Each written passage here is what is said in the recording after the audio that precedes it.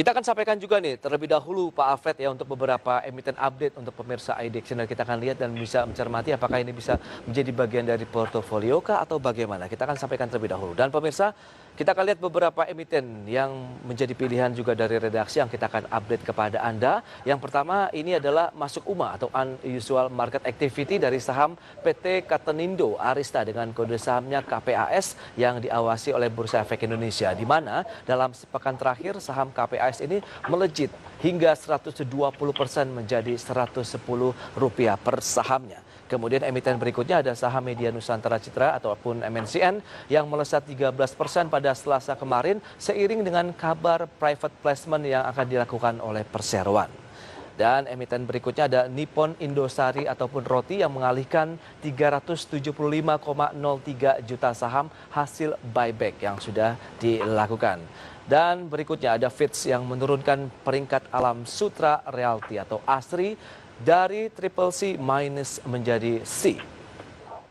Ya, kita akan cermati ada satu emiten update terkait dengan MNCN pemirsa yang akan melakukan private placement di mana kinerja fundamental kita lihat pada penutupan hari Selasa kemarin meningkat hingga 13% berada di posisi 820 maksud kami. Kemudian kinerja year to date-nya masih mengalami tekanan 50%.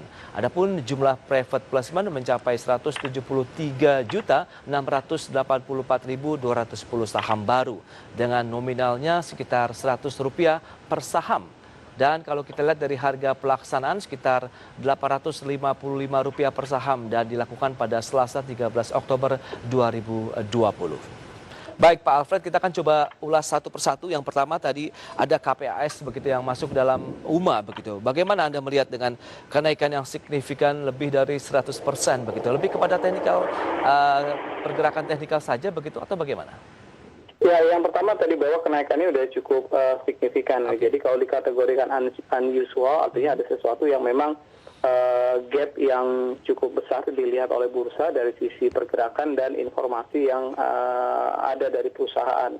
Baik. Kalau kita lihat sampai di kuartal kedua atau semester pertama kan emiten masih merugi ya. Yes. Jadi kalau kita lihat ini memang perlu perhatian juga untuk investor. Kalau dari sisi kenaikannya yang sudah cukup signifikan, relatif hati-hati karena memang tadi ya belum ada informasi yang cukup kuat untuk yang bisa menjelaskan kenaikan saham ini. Jadi itu yang dilihat. Kalau secara teknikal memang jadi agak sulit ya. Karena kenaikannya bisa dibilang cukup signifikan dalam sepekan ini dan dengan melihat kondisi ini kalau ditanya supportnya ada di level berapa dengan kenaikan lonjakan seperti itu memang agak sulit jadi menentukan supportnya. Saya bahkan melihat bahwa ada tendensi support juga ada di bawah 100 ya di kisaran 76 sampai 75. Jadi relatif cukup jauh dengan harga saat ini. Jadi itu yang perlu mungkin dicermati oleh investor terkait dengan emiten KPAS ya. Baik, itu dia. Bagi yang sudah punya bagaimana strateginya Pak Alfred kira-kira ini?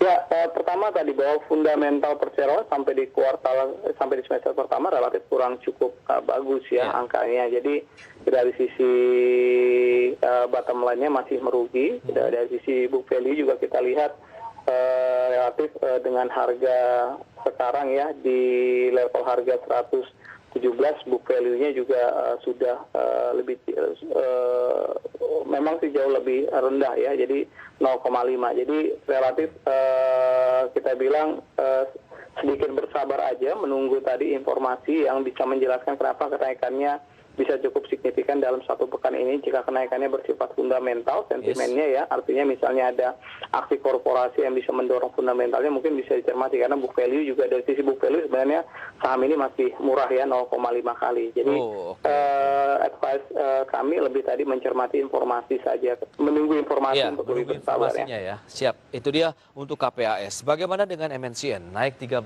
begitu? Dan ini kabarnya memang akan melakukan private placement.